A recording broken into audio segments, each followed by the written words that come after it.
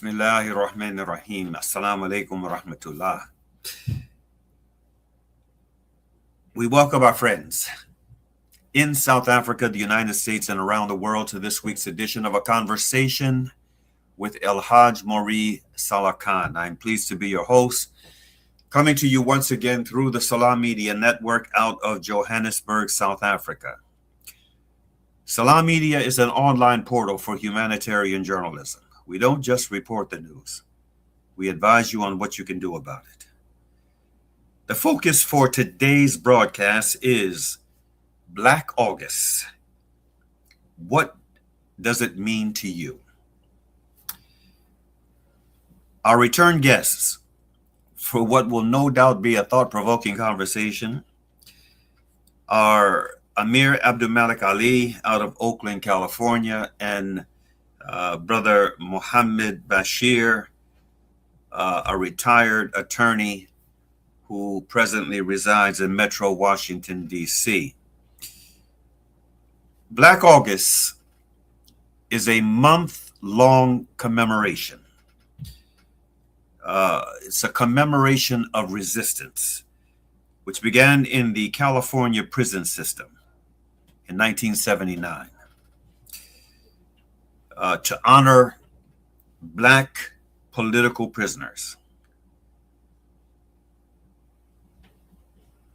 Its founding roots are specifically in San Quentin, the state prison, in response to the deaths of two brothers, George and Jonathan Jackson. Now, Brother Sadiq, let's go to our first commercial break so that we can have some very rich, uninterrupted conversation on the other side.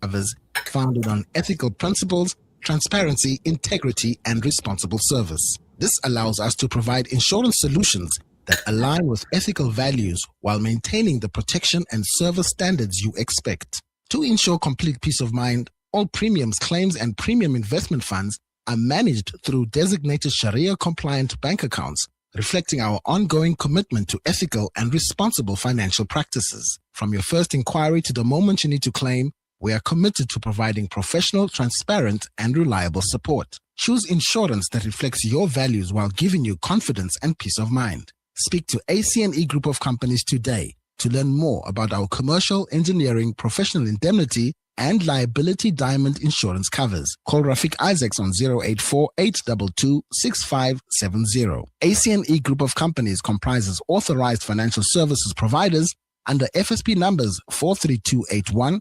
4553 and 45915. Products are underwritten by New National Assurance Company Limited, FSP number 2603. Are you banking with convenience, transparency, and flexibility? With Al Barakah Bank's transactional banking account, you can enjoy convenient everyday banking designed around your needs. Benefit from zero fees on point-of-sale transactions and manage your banking easily through Al Barakah's secure mobile banking app and internet banking platform. From everyday payments to managing your personal or business banking, Al Barakah makes banking simple, transparent, and convenient. Visit albarakah.co.za to learn more. Al Barakah, your partner bank. Al Barakah Bank Limited is an authorized financial services and credit provider.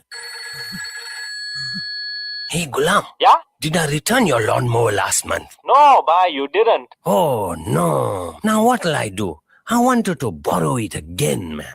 With Randry Jewelers, you won't have to borrow or lend because the prices are so well trimmed on all gold and diamond jewelry. Alternatively, we could remake your old jewelry into a brilliant new design. Visit Randry Jewelers at 151 Stevens Lamini Road, Musgrave, Durban. Randry Jewelers, the family name you can trust. Tonight, a child in a shack will try to sleep through the cold. No heating, no insulation, just thin walls and a biting cold. African Muslims Agency is on the ground, reaching families in informal settlements across South Africa with blankets and winter essentials. Help us spread warmth this winter. For 180 Rand, give a blanket. For 360 Rand, a full winter pack. One gift, one less night in the cold. Africa Muslims Agency. Empowering, educating, inspiring. Ah, the kitchen, the heart of the home, where memories are made and celebrated. Our go-to place for those freshly stacked pancakes early in the morning or for that late-night snack munchies. We are in there together, cooking, eating, and celebrating life together. Let's keep the kitchen a place that is shared by everyone, where we build stronger bonds and grow together. Sunfoil, now we cooking. Visit nowwecooking.co.za for recipes that everyone can help make. Listen to something fresh. Listen to Salam Media.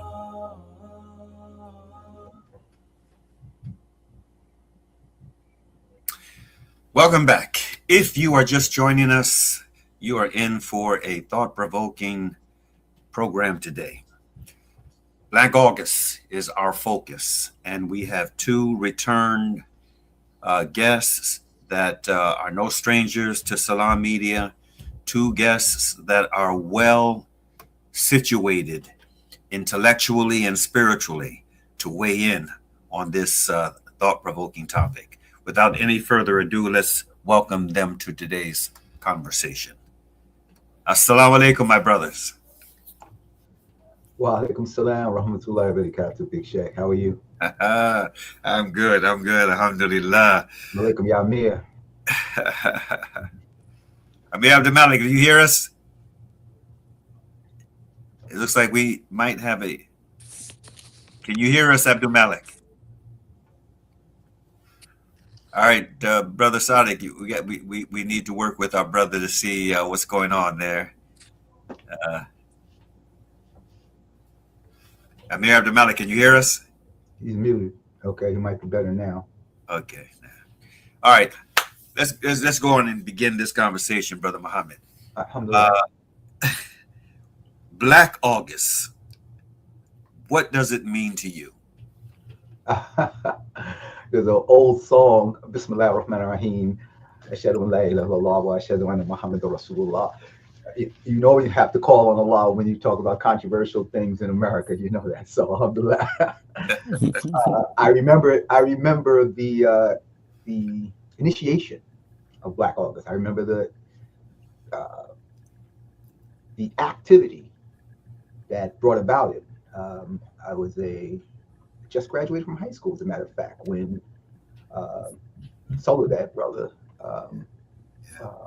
and Jonathan Jackson attempted to get his brother released from prison, armed, released from prison in 71. I remember Attica. I'm from New Jersey, so it was right across the street. Attica, right up the, we used to call it right up the road. You know what I mean? So I remember it well, and I remember Rockefeller and his response to it.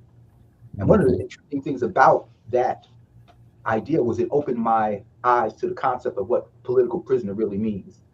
You may recall that that's what put really Angela Davis front and center into the political discourse. She might have been a member of the Black Panther Party, but she became a political prisoner by virtue of what happened with Jonathan Jackson in 71. She was allegedly accused of being the one who passed the guns or the arms or participated in the purchase of the arms. How my memory is just, recalling. So that kind of like put her on the map. So I remember the intensity, the fire of that time. One of the things I tell my kids all the time is the reason why you all are so docile in your Islam and in your pursuit of change in America is because you didn't grow up in revolution. You grew up in appeasement. You grew up in the civil rights victories as opposed to the onslaught that was to come afterwards. So you thought you had made it. So I have to constantly remind them of who I am. And I think the gray hairs is kind of like finally catching up with them. That maybe they tell me about, I always say about my dad, the older I get, the smarter my dad gets, because he was the one who hit me to the things that were going on at that time. So it always meant connecting the present to the past, so that in order for you to change. And I think that that's what Black August has always meant to me since it was created in '79. It was, how do you connect the present to the past? And that's what I've always tried to do in my career. That's what I've always tried to do with my children. That's what I'm trying to do with my grandchildren, with the newsletter that I write now, with the show that I have now. I'm constantly trying to connect the present to the past, because you cannot leapfrog to the future unless you understand where it is you came from. You never know where you're going to go. And you never understand this, what commonly referred into the media and things like that as the backlash. If you don't understand that this is not, the backlashes that you see are not inconsistent with what has happened in the past. So that's what it means to me. Connect the present to the past, and you'll be able to manage, at least be able to know how you should move in the future. Indeed. Thank you for that, brother. It's a reminder to me of a wise saying from a wise man who observed many years ago: those who cannot remember the past are condemned to repeat it. Amir Abdulmalik Ali, you are in the birthplace. You reside in the birthplace of Black August. What does it mean to you, brother? أعوذ بالله من الشيطان الرجيم بسم الله الرحمن الرحيم أشهد أن لا إله إلا الله أشهد أن محمدا عبده ورسوله. Assalamu alaikum, brothers. Always an honor and a privilege to be with the brothers. Brother Bashir brought back some memories. I was of the generation where when things were going down, like late 60s, early 70s, many of my generation, we were very young at the time, 10 years old, 11 years old, so on and so forth. So around 1979, 1980, my generation, we were in our 20s. And we were heavily influenced by that generation of youth who were themselves influenced by Malcolm. So George Jackson was somebody to us that was a hero. And the brothers in the resistance were literally our heroes. That's who we wanted to grow up to be like. As Brother Bashir said, we're coming up in a time of revolution. So our heroes were not so much as the celebrities. Our heroes were the revolutionaries.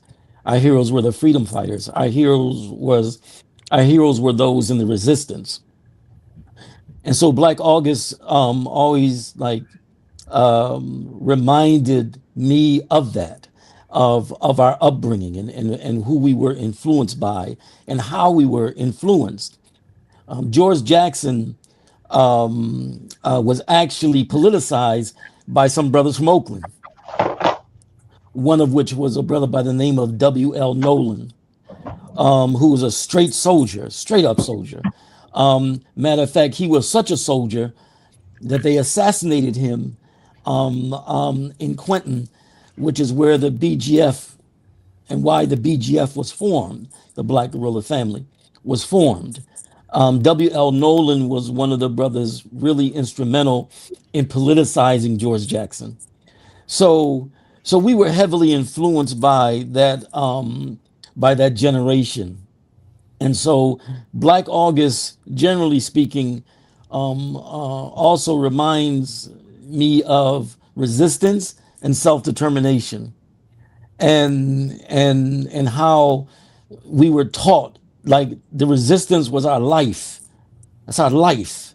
As Brother Bashir was talking to the next generation about, it was our life, and it still is our life. That's how we were trained. You know what I'm saying? And so Black August is a reminder of that. Yes, indeed. It is a reminder. And Brother Sadiq, while as we continue this conversation, if you can take our brother Amir Abdulmalik off the screen and just get him situated so that we can see all of his face when he is speaking, inshallah ta'ala, that would be a big help. I want all of this brother to be seen when he is sharing these jewels of knowledge, inshallah ta'ala. Brother Muhammad, you are a retired attorney who was involved in a number of cases, especially out of New York. One case in particular out of New York that really stands out for me. You were involved in that case involving a very prominent Muslim figure who is no longer with us. May Allah be pleased with him. And this was at a time when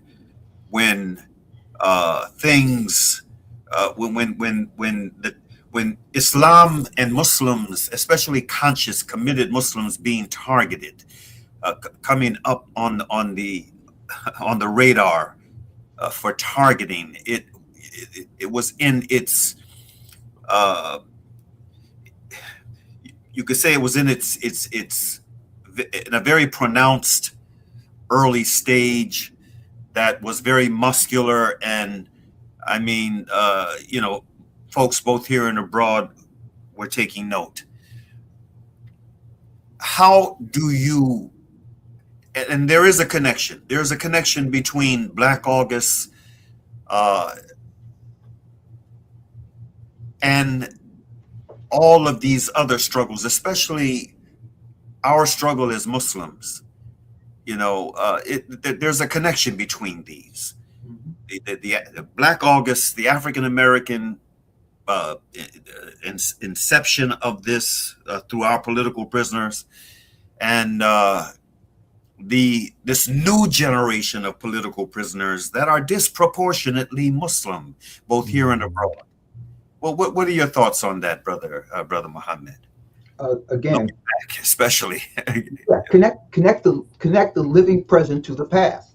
Yes, so that you get a clear understanding. The real first revolutions here in America, as it relates to revolts against slavery, were conducted by Muslims.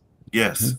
All right. Even to the point you go back to the 1500s, and the Portuguese and the Spanish were like refusing to transport Muslim slaves over. They just like, these cats always want to raise hell no matter what. All right. You can go, let's trace it. You can go to Bali in Brazil. Those are the Muslims. You can go to Haiti in 1791. That was Dudi Bookman, who's the inspiration. Bookman was named Bookman because of the book that he carried, which was Quran. All right. So wherever you plant your feet around here in the hemisphere, you always have the Muslim presence. And the Muslim presence here in America has always been the presence of standing for truth, no matter who is for or who is against. So the history here in America is that you have to eliminate people who think like that. So the nature of the appeasement here was to create a dynamic whereby when they say we were robbed of our language, our culture, our God, and Malcolm says that, he's talking about the people who were indigenous to this particular continent. Many of them were indigenous. Some of them came over by virtue of the crusades and the wars that were waged on the Moors, and brought many of us to the Western Hemisphere, right?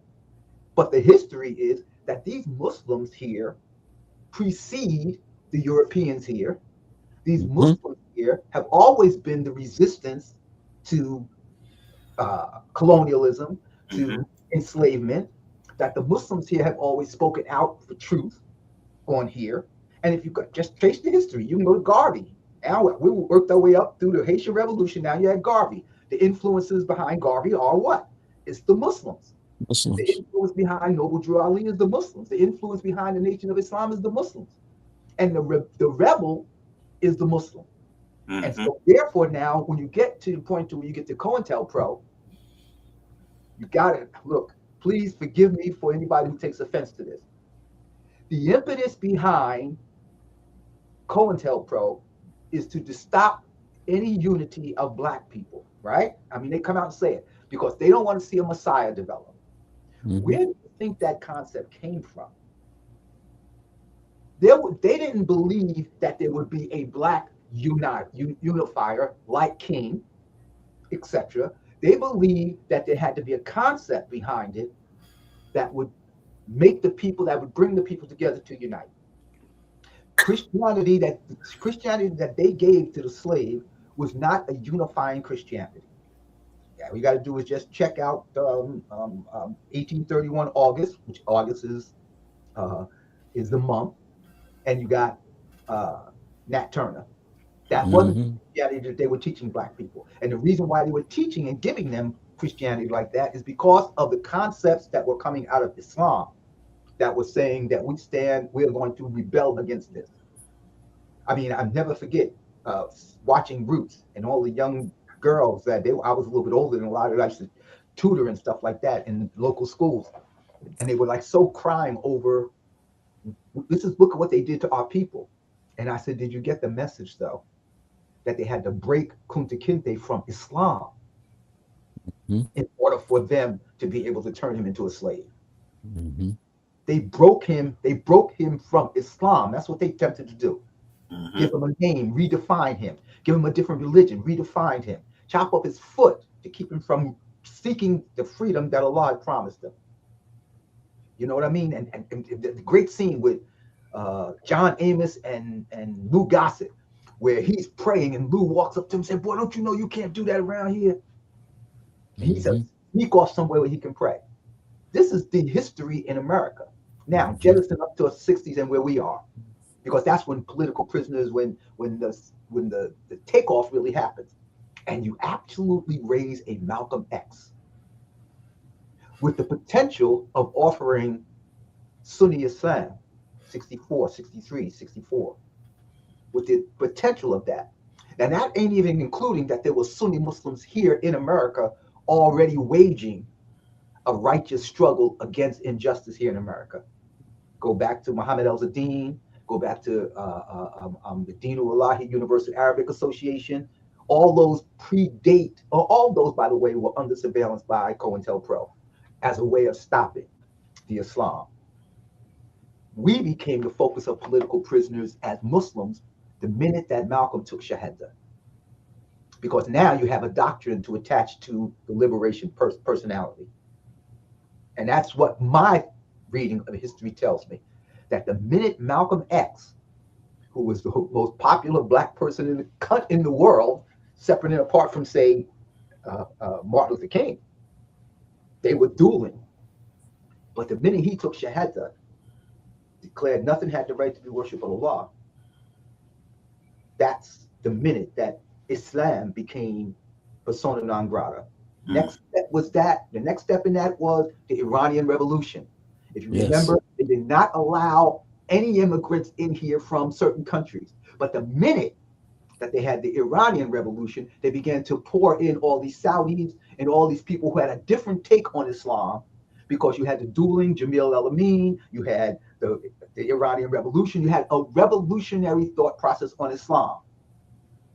And that was an enemy to the state. And so therefore they opened the door to these cats who would come in here and be appeasement Muslims and began to offer a totally different understanding of Islam. The idea that you can say Islam means peace. We used to say Islam meant submission so that you could earn peace. The submission was the part that the revolutionary was talking about. The peace was the part that the ones that Jimmy Carter let into the country to curb off the concept of revolution here in America. On that note that our brother just made, it reminded me, Amir Abdul Malik, of what's come to my attention over the past week or two. The controversy that once again is surrounding a brother of ours by the name of Ibrahim Traore in Burkina Faso. I've been seeing these periodic attacks being made on him by Muslims who have studied in a certain place. Accusing the brother of being against how did they frame it? He's against the Sharia. He's against the Sharia. Why is he being accused of being against the Sharia?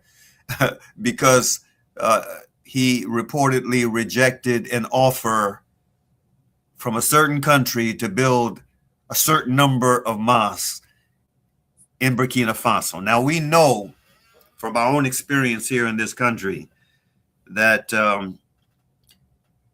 money of this nature for building, supposedly building Islamic infrastructure, and this is a predominantly Muslim country. I'm sure they have plenty masajid throughout Burkina Faso, but not to say that they couldn't use some more, but they have masajid there. And we know from our teachings, I mean, we can pray anywhere, even if we're not a masajid. We can pray anywhere that is clean. And but with all that being said, again, the accusation is an offer was made to build mosques. Now, we know that with these mosques would also come teachers.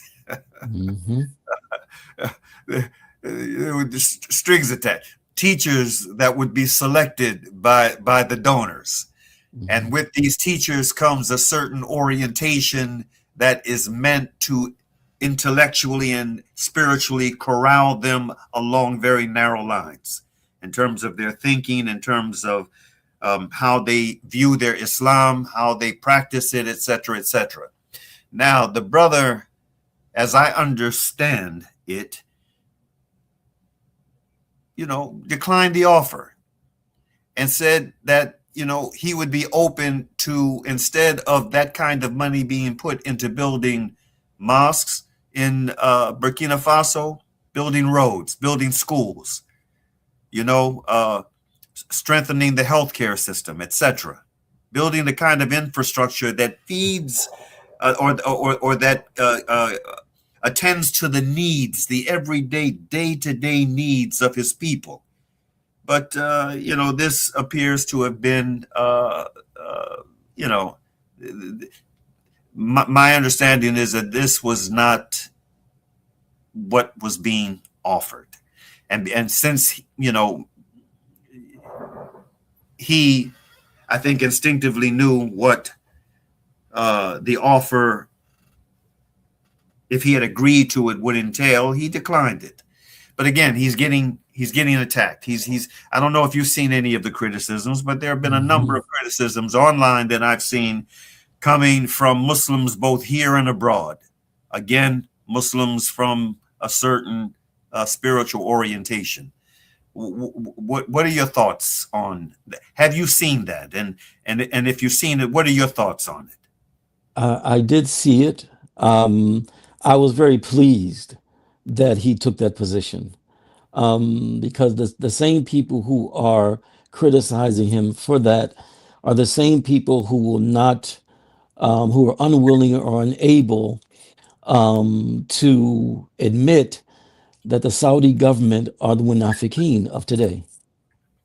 And those are some fighting words, brother. Yeah, I guess so, because they're definitely fighting against us and fighting against the Islamic movement. The UAE is now a close second to that. And so Brother Ibrahim Terrari he understands this is a government run by hypocrites who are offering to build masjids there, right? Now look at our history. When the hypocrites built masjids, what were they designed to do? To be used as a base to attack the Islamic movement. That's why the Prophet, peace be upon him, burnt it down. It was going to be used as a base to stop the Islamic movement. And same when you flash forward to today, when these type of people, these people who are aiding and abetting the genocide in Gaza, and these type of people tell you they want to build masajid in your country, no, he made the correct move in rejecting it outright. And as I said, the people who are going against him for that are the same people who don't want to admit who the Saudis really are. They don't want to admit it. You know what I'm saying? And so, and many of them, some of them, have been trained in that system. And so we're living in a time today where truth is truth and falsehood is falsehood. And we don't have time to play. You know what I'm saying? Times are too critical. You know what I'm saying? What he did was that was a good move. That was a move of insight. You know what I'm saying? Because he knows exactly what's going on. Now, West Africa has had a history of rebellion, particularly among the Muslims. West Africa has had a history of rebellions against Western imperialism and so on and so forth. A history of it. Matter of fact, it's probably the major region in the Islamic world that has the most jihad movements. You know what I'm saying? And so when you have the Saudi government talking about coming in there, no. We don't want them anywhere near, because they are not the representatives of what Islam and what really is. These are people who hate Islam. I mean that sincerely. Anybody who goes to that part of the world, the so-called Middle East, when you get to that part of the world, you feel that it's on lockdown and is being run by leaders who absolutely unequivocally hate Islam. They hate Islam. And they do not want to see Islam implemented. How are we going to listen to people like this and allow ourselves to look at them as being representative and good role models of what a Muslim is supposed to be? That was a correct move that he did. It was a correct move. Muhammad, any thoughts from you, Brother Muhammad? Yeah, I have some thought. First of all, let me say, let me applaud my brother. I'm thinking, am I the only one here who sees what's going on? And now I'm looking here on the other side of the coast, and I know somebody has seen the BS that's going on here, the smoke and the mirrors, the same thing that they do each and every time here in this continent. I'll even go I won't go there. I'm gonna leave that. I'm gonna stick to this here. The concept here is offering this olive branch like a Trojan horse. So remember the story? You know, you offer this so you can penetrate. That's right. And then once you get in, that's when you wage your war. You understand? That's right. So if I'm on the leadership side, I'm saying I'm only going to let you in on things that I can control. I'm not going to allow you to educate my children. We always say, Malcolm said it, 63. If your enemy is educating your children, what happens if your enemy is educating your children? So we here on this continent, born and indigenous to this particular experience, we understand that concept. Now, the critical question is even bigger than the rejection of the masjid. All right, if you want to help, then build some hospitals, then help us build some roads, help us build the infrastructure, because the infrastructure is something that I can control. But what comes into the indoctrination may not be something that I can control. So let's just eliminate anything that offers indoctrination, including the masjid. All right. So I was 100% down when he said that, because at 10, 11 years old, I was offered to go to Saudi to learn Islam over in Saudi. Now, I come from Dinu Allahu University Arabic Association. And there were some scholars who were just born and raised in America, people quiet as yet, who understood the Islam. But their focus on the Islam was Islam, brotherhood, and the bringing together of community. When they sat down with the people in New York, I think it was called the Rabbitat at the time, whatever.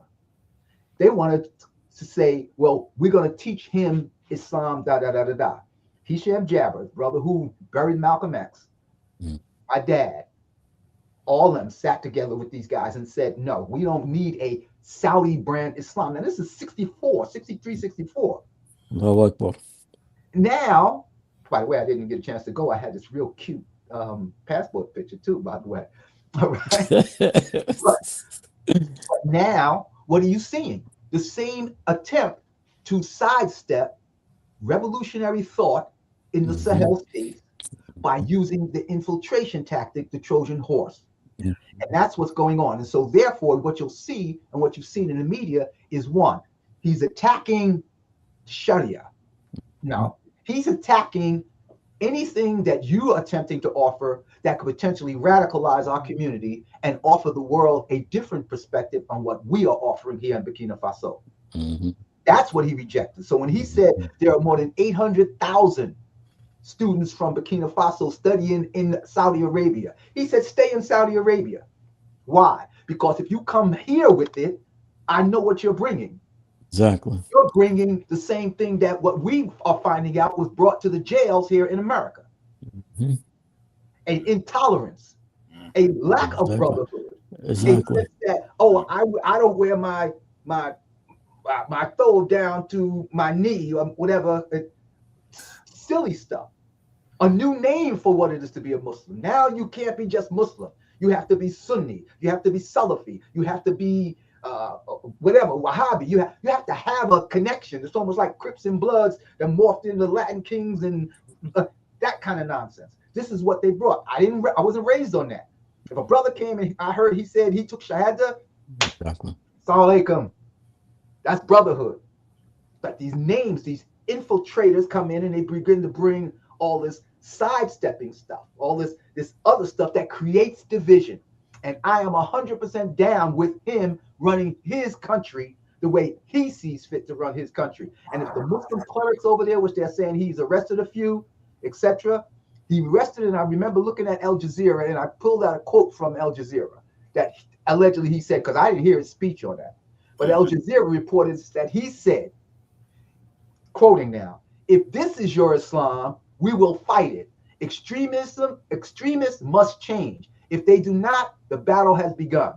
Mm-hmm. Well, we need to be saying the same thing about the Islam that is here in America. If you bring in that here as Islam, we don't want no part of it. Mm-hmm. You know, we got our own struggle, and we have the ability, if we ever recognize that it's about Islam and hold fast to the rope of Allah together as Muslims, don't give me a sect, don't give me a name, as Muslims, we are going to change this. And the idea that they are here now in America and that they are trying to get into these Sahel states is only to stop the spread of real, true brotherhood that Islam brings about. Alhamdulillah. Exactly. And I agree with both of you brothers.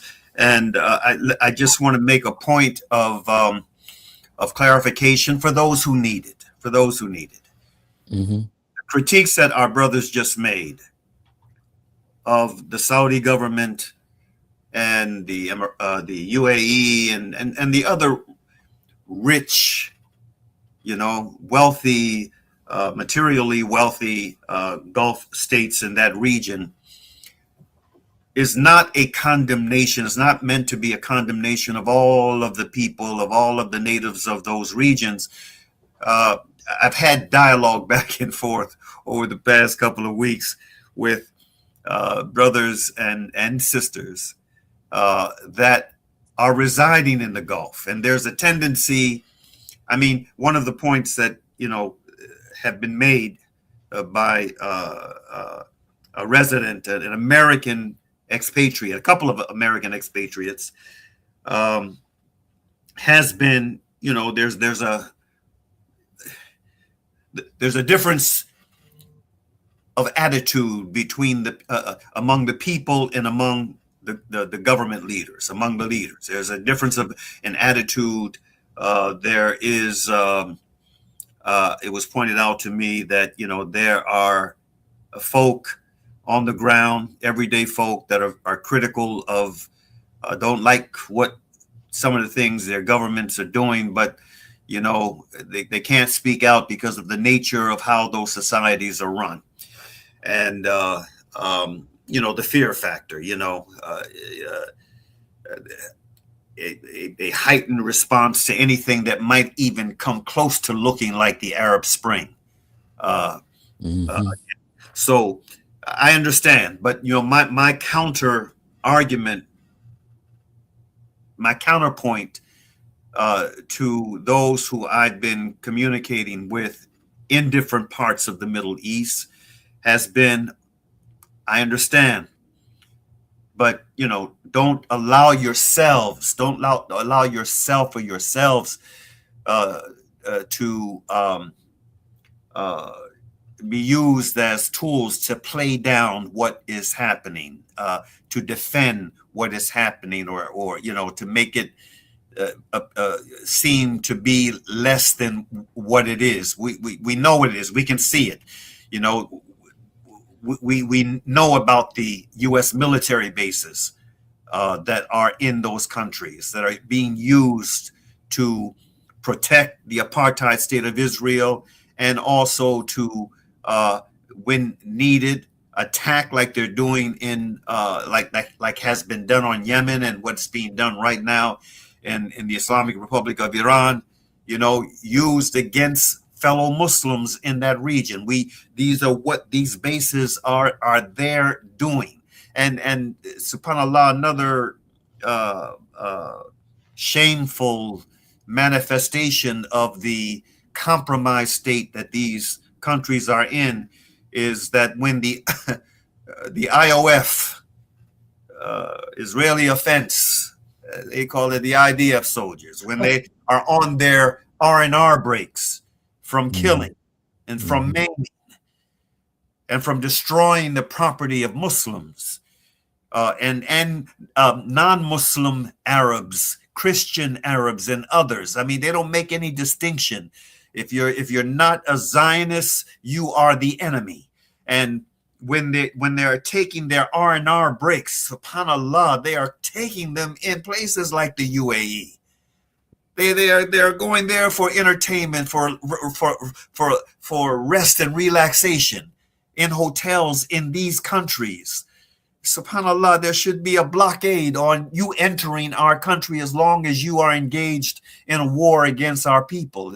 But SubhanAllah, it is what it is. But I just want to make it very clear that, you know, this is not a blanket condemnation of all of the folk who reside in these countries. We do know that there are folk who are Muslim, who are sincere in their deen, and who are troubled by what they're witnessing, what their governments are doing. But you know, these governments, they do need to be criticized publicly. If they can't be criticized there, they can be criticized outside of those territories.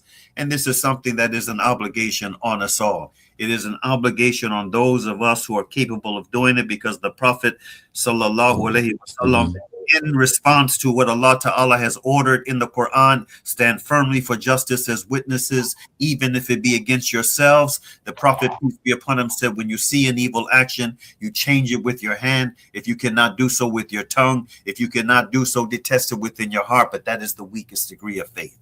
Right. And so we have to remind ourselves of that. Now, subhanAllah, I knew that this hour was going to go fast. There is a piece of video I want us to see right now so that we can have time. SubhanAllah, see, it's an 11-minute video. Let's see that video, brother Sadiq, inshallah ta'ala.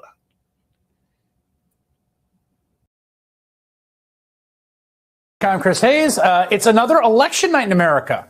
No, you're not wrong. It is Thursday, but it is election night in America because voters are headed to the polls in Tennessee for some key midterm primary races today. It's their first election, I should note, under a new congressional map that was pushed through by state Republicans in May on the orders of Donald Trump after the Supreme Court gutted what was left of the Voting Rights Act. And it's one of the most extreme Republican gerrymanders in the whole country. It's one that took the state's last majority-minority congressional district in Memphis, a city that's been represented by one member of Congress for 100 years, and split it conveniently into 3 pieces in order to make a map that favors Republicans in all 9 of the state's House seats and is much, much more difficult to elect a single black representative. This is just what Donald Trump wanted. Let the party, his party, pick their voters instead of the other way around. We're going to keep an eye on the races and bring you any updates from Tennessee. But this is how the Republicans plan to win the midterms. It's been their plan from the beginning. It has always been, first and foremost, to do this unprecedented mid-decade redistricting with an assist from the Supreme Court to rig the board with gerrymandering. And then, as we're seeing every day, to use any stratagem at their disposal, to sabotage and subvert fair elections, right? But they also do have a backup plan. We're now on plan C here. Now, the backup plan, I don't want to spoil it for you, is not to produce some tangible policy wins, make people's lives better, bring down prices. No, no. It is to flood America with pure hate and demagoguery. As more candidates are emerging from these primaries, you are seeing that hatred play out among Republicans and on right-wing media. God forbid you're going to have President El Sayed in 3 years. Will those Haley Stevens voters really vote for the guy who's the socialist dreamboat of diversity? Abdul El Sayed. Can you believe this? He doesn't love Israel. He doesn't love Jewish people. He hates them. I find this alarming that people like Francesca Hong and the candidate, however you pronounce his name, in Michigan, are going to win these primaries. If you're voting for Saeed, you might as well throw in a few burqas and mosques, and it's a pretty clear choice of which one you want for me. Hey, we might build a 30-foot wall around our state because I know what's coming. I can see it coming. I can hear it coming. I can, you can just smell it. They want to cancel Thanksgiving. They want to cancel Christmas. El Sayed is also an Islamist, as is Mondami. And look, you see the green-red convergence where the communists and the Islamists, they want Sharia law. The modern Democratic coalition, which is self-hating white liberals united to people who just came to the country for the first time and don't actually have the sense of appreciation for it that they should. I mean, we could have cut a montage twice as long, 3 times as long. It's just that all the time, like all day being pumped into people. And now, just like the most vile demagoguery they can possibly muster, particularly this disgusting anti-Muslim bigotry and hate that is being whipped up at rhetorical levels that are just through the roof. I mean, the vitriol that they beta tested against New York Mayor Zohran Mamdani is now available for wide purchase, brought to bear on one candidate in particular. Of course, the man they were talking about there, Abdul El Sayed, who emerged victorious from that contentious Senate primary in Michigan on Tuesday. He's a native-born American, Rhodes Scholar, and epidemiologist who's the child of 2 engineers from Egypt. You heard what Trump and Vance and Cruz just said about him. Yesterday, his Republican opponent, former Congressman Mike Rogers, put out a statement saying he was, quote, running against someone who believes America deserved 9/11, which is just a straight-up malicious lie, a complete fabrication. The Senate Republican Senatorial Committee called El Sayed the most radical candidate in America. And, wink, wink, nudge, nudge. Look how cute we're being referred to him by his full name, Abdul Rahman Mohammed El Sayed, a departure from his previous press releases. It's constant, right? I mean, when Fox does this, and when the right wing, when they all sort of like focus the lenses on the same place and they just beam it that way, torrent of hate. I got to say, it's in some ways, it's beyond anything I could ever remember, even the post 9/11 era of Islamophobia, at least at the kind of highest levels. And it's also just, aside from being morally and defensively and gross, it's toxic. It's toxic to the body politic. It really is. How do you think these messages of irrational fear and hatred sound in the ears of the remaining MAGA faithful? The people who gleefully held those signs that said mass deportations now at Trump's last RNC. All of this, again, day in, day out, a bunch of different platforms, is a permission structure for ghastly levels of racism among the Republican base. And I mean like the hardcore, like distilled essence of the base. We're not just talking about like Trump voters or people who consider themselves conservatives. If you are wondering about the effect it is having on the people it's being targeted to the most, we have 2 incredible, depressing, but incredibly illustrative examples of that this week. So I'm not sure if you saw either of these. This is really important. The first one came up at Trump's rally in actually Las Vegas last night. That took place one day after the shooting death of a Vegas police officer, a real tragedy. He was a 30-year-old Marine veteran named Austin Abdelnaby. That's him right there. Last night, before Trump spoke, the Republican Nevada governor, Joe Lombardo, attempted to honor the fallen officer Abdelnaby. I want you to listen to the MAGA crowd's reaction. So I know Pastor Tice spoke about Officer Abdelnaby a few moments ago. No, we're not booing. We're not booing him. He's the officer that passed away here recently. So, and I asked if we had a moment of silence, and he said we had not. So I would like your indulgence for a moment of silence for Officer Austin. You see that? No, we're not booing him. They booed a cop who was killed in the line of duty, knowing nothing about him other than his name. Just his name. Just the first few syllables of his name coming out. They know that. There's a trigger there, right? That was enough to elicit boos. Immediately, his name, no context. Officer Abdelnaby, boo. All while senators like Ron Johnson go on podcasts and pretend not to be able to pronounce Abdul El-Sayed's name. You can't stop this kind of hatred once you've unleashed it and weaponized it. It's a dangerous thing. And it's already impacting Republican races in the most surprising of ways. The most remarkable story from election night is one you may not have heard. And it happened in Michigan's 8th congressional district, which, by the way, Donald Trump won in 2024, and it's a competitive district. Well, in this week's open primary, Trump endorsed a Republican named Amir Hassan. You see there for that seat. Now, he's a really guy with a really interesting bio. He's a Flint, Michigan native. He's a Navy veteran. He was a Muslim, but he converted to Christianity, and now he's very, frankly, anti-Muslim and anti-immigrant. He's sort of a star in conservative circles for being that. He also got endorsements from House Speaker Mike Johnson and South Carolina Senator Tim Scott. Now, his main competition in this Republican primary for a competitive seat was a guy named Tom Smith, who is a small businessman whose campaign page on Facebook had 95 followers. Tom Smith had raised less than $2,000 for the race. We know that because it is written in his last campaign filing with the Federal Election Commissions, which I will show you here. Smith hand wrote it and snail mailed it to the FEC. Quote, "Dear FEC," handwritten, "this is to notify you that Tom Smith for Congress was a late entry into the race. P.S. I could not file this form electronically because I've had no success logging in and not have been able to get response from the help desk." So, in fact, at some point last month, Smith cut a 15-second video saying he was dropping out of the race and endorsing another candidate who had gathered petition signatures to get on the ballot. So that's the guy. Donald Trump and Mike Johnson have endorsed Amir Hassan, okay? He's got a perfect bio. It should have been clear sailing for Amir Hassan, the formerly Muslim, currently Christian, black man from Flint. Except a lot of Donald Trump's followers assumed Hassan was Muslim. They wondered why Trump would endorse a Muslim. They called Hassan a snake in the grass.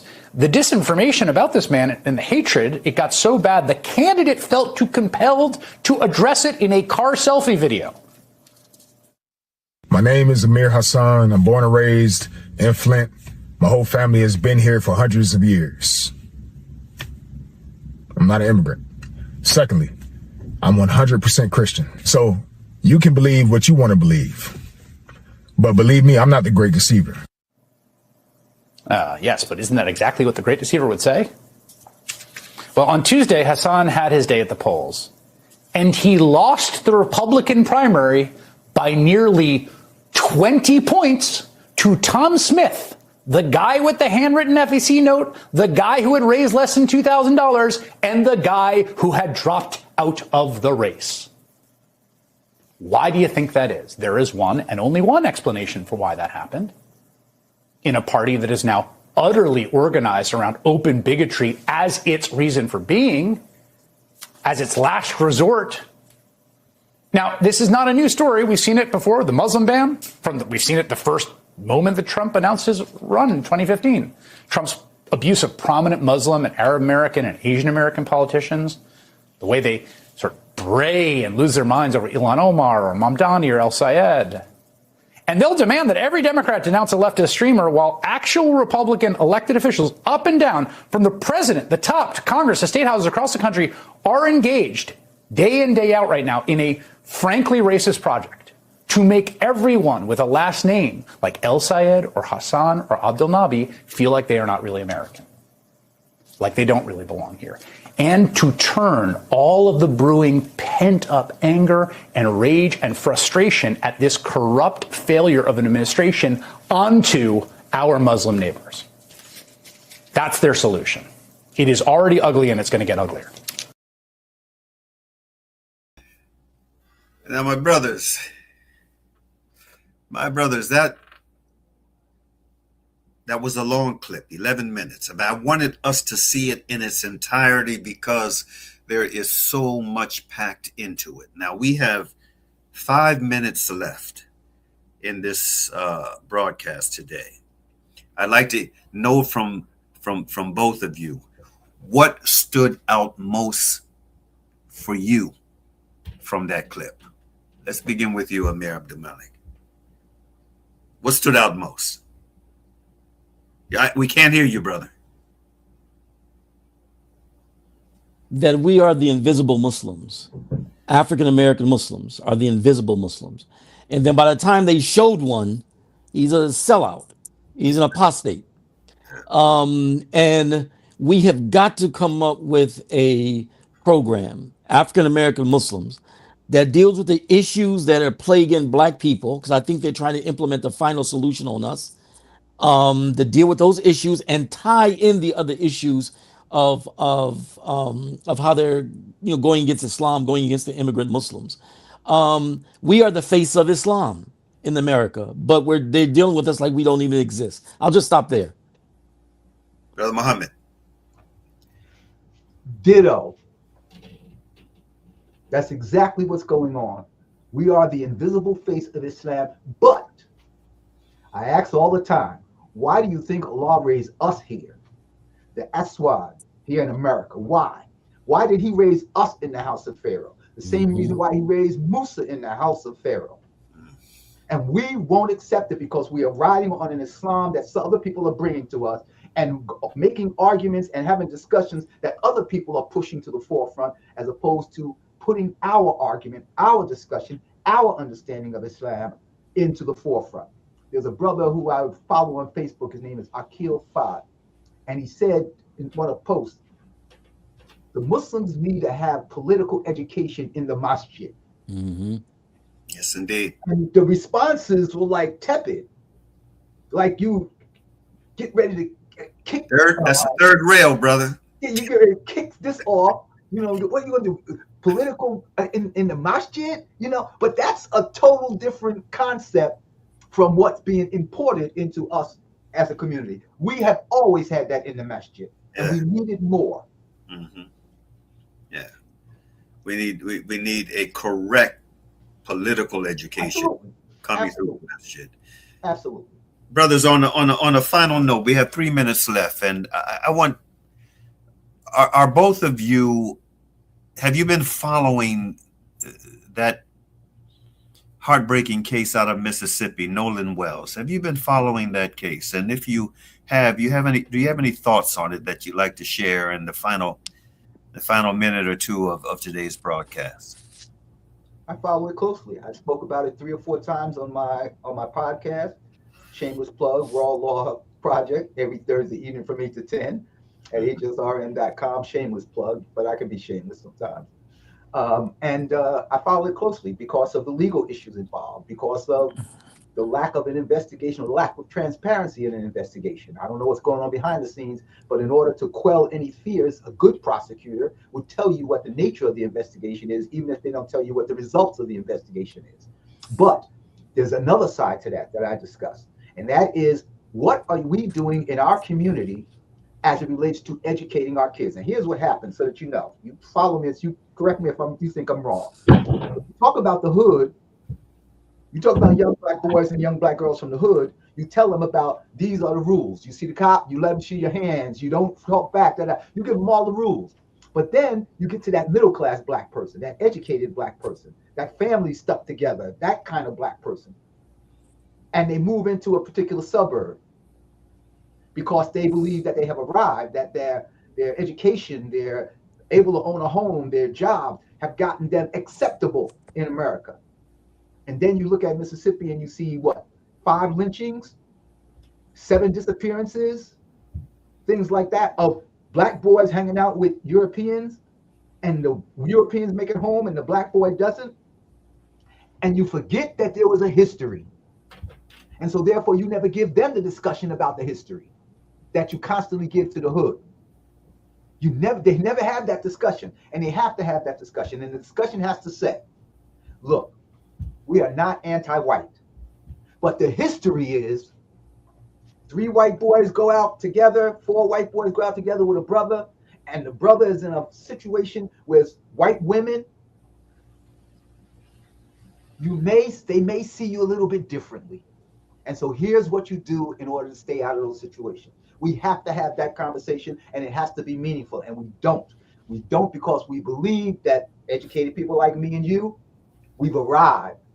And the arriving, as Malcolm would say, was that you move next to the white man, so therefore you must be acceptable. No, Okay. The idea of who they are and who we are has existed since 1619. Before 1619, it was authored and put on paper in Dred Scott that a black man has no right that a white man is bound to respect, and it still permeates each and every aspect of what goes on in America. They see you differently depending on the circumstance, and we need to have our kids understand that so they can know how to move in America.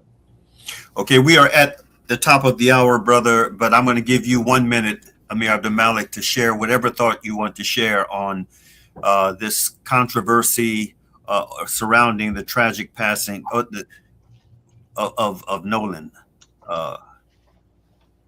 Mississippi, still Mississippi. Yeah. You know what I'm saying? And it's clear. Everybody knew. Black folks knew what it was. As soon as it came up, black folks knew what it was. We have to get back to resistance. We've got to get back to resistance. Unfortunately, when these type of things happen and what the Trump administration is trying to do to us and all this type of thing, I'm hopefully it'll wake us up. Sure. And everywhere I go, let me just say this: everywhere I go, the rank and file are ready. It's the leadership that's not. Alhamdulillah. Black August, a reminder, a yearly reminder that begins from the first day of August to the last day of August, that resistance is an ongoing requirement on behalf of a people who are still struggling for full freedom and self-determination. On that note, we will close out as we normally do with the dua. Bismillahir Rahmanir Rahim.